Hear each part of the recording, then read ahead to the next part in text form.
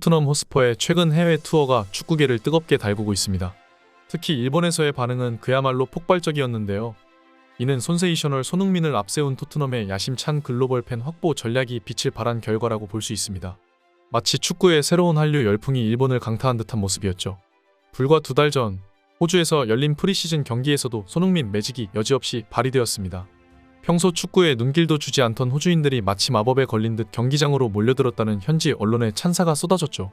손흥민의 천재적인 실력과 팬들을 향한 진심 어린 애정이 완벽한 하모니를 이뤄낸 것입니다. 그 결과 토트넘 호주 트위터 계정의 팔로워 수가 하룻밤 사이에 무려 50% 이상 폭증하는 기적 같은 일이 벌어졌습니다.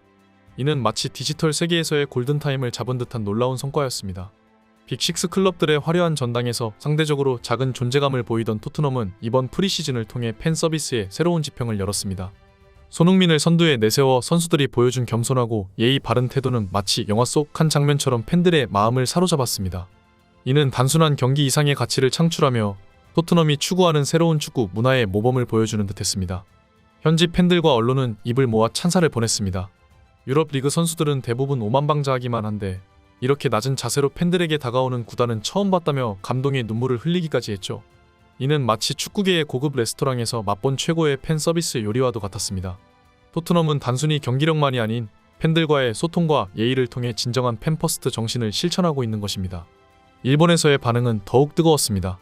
손흥민이 공항에 발을 딛는 순간부터 마치 영화배우나 K-팝 스타를 맞이하는 듯한 열광적인 환영 인파가 모여들었습니다. 심지어 단순한 오픈 트레이닝 세션에도 엄청난 수의 일본 팬들이 손흥민을 일견하기 위해 장사진을 이루었죠. 이는 마치 축구 경기장이 아닌 대형 콘서트장에 온 듯한 착각을 불러일으킬 정도였습니다. 빗셀 고베와의 친선 경기는 그야말로 축제의 장이었습니다.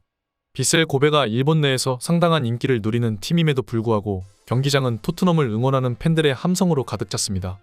이는 마치 원정 경기가 아닌 홈 경기를 방불케 하는 광경이었죠. 토트넘 측에서도 이러한 팬들의 열정에 화답하듯 프리시즌임에도 불구하고 주전 선수들을 아낌없이 투입했습니다. 빗셀 고베는 최근 제2리그 우승을 거머쥔 강호의 팀입니다. 과거 안드레스 이니에스타, 다비드 비아, 루카스 포돌스키 같은 세계적인 선수들을 영입한 바가 있었던 강팀이었죠. 현재 주축 선수들이 빠진 토트넘으로서는 이번 프리시즌에서 미넨 다음으로 가장 강력한 상대가 될 것으로 예상되었는데요. 비카리오, 페드로 포로, 사르 비수마, 메디슨, 쿨루셉스키 등 쟁쟁한 주전급 선수들이 모두 출전 명단에 이름을 올렸고 새 시즌의 기대주로 주목받고 있는 아치 그레이까지 모습을 드러냈습니다.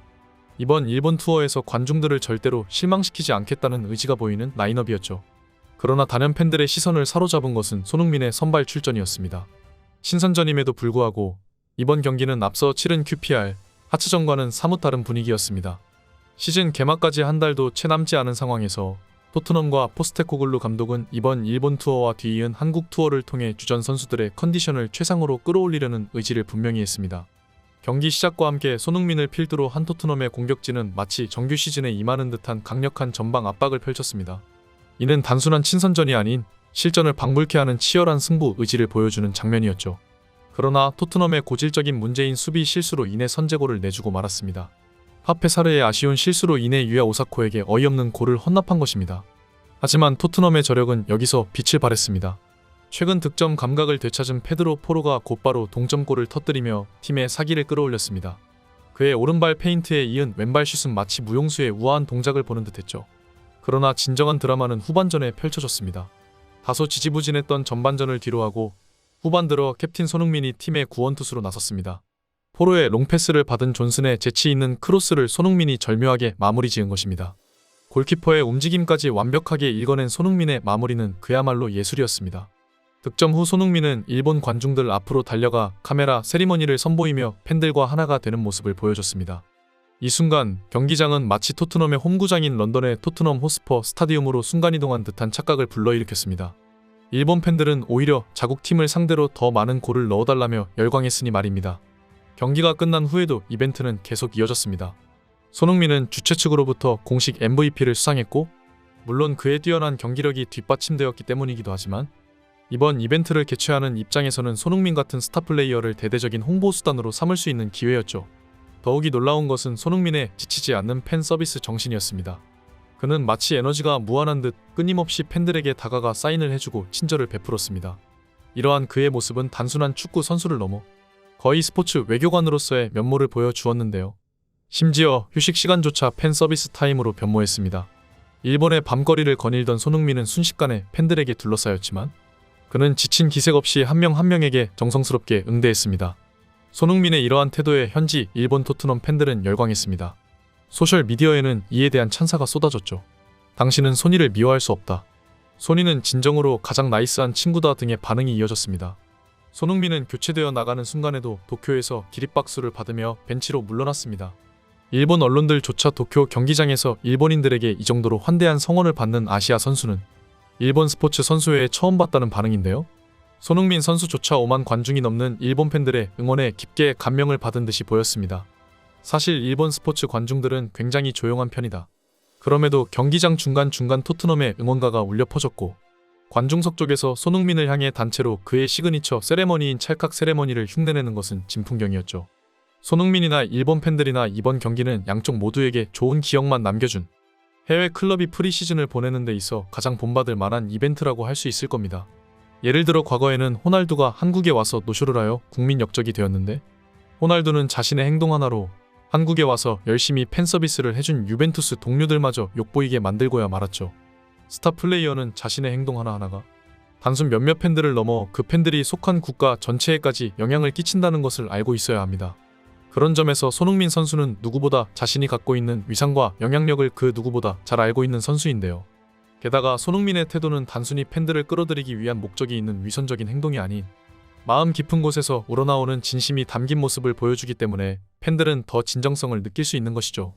일본 팬들의 응원이 굉장히 열성적이어서 그랬던 걸까요? 오늘 손흥민은 굉장히 경기에 집중하는 모습을 보여주기도 했습니다. 경기 초반부터 앞으로 뛰쳐나가 엄청나게 타이트한 전방 압박을 펼치기도 했고 몇몇 장면에서 경기가 잘 안 풀리자 약간은 짜증이 난 표정을 보이기도 했죠. 마치 프리시즌이 아닌 정규 시즌을 치르는 것만 같은 모습이었는데요. 그만큼 이번 일본 투어는 선수들의 승부욕을 끌어오르게 만드는 굉장히 열정적인 순간이었습니다. 심지어 손흥민의 골도 정말 날카로운 타이밍에 침투해 들어와 아주 대단했지만 경기 중간중간 손흥민이 보여주는 엄청난 속도의 스프린트는 빗셀 고베 수비수들을 당황하게 만들었죠. 손흥민도 어느새 30줄이 넘어섰고 92년생이면 보통 에이징 커브가 찾아올 나이입니다. 그러나 신체 능력이 저하되기는커녕 오히려 저번 시즌보다 더 빨라진 듯이 보일 정도였는데요. 지난 시즌 손흥민의 전반기는 아주 대단했지만 후반기는 그 퍼포먼스에 미치지 못했다는 반응이 많았습니다. 왜냐하면 시즌 도중 국가대표에 차출되어 아시안컵까지 뛰고 왔기 때문에 아무래도 체력적인 부분에 부침이 찾아와 경기력을 일정 수준으로 유지할 수가 없었던 것이겠죠.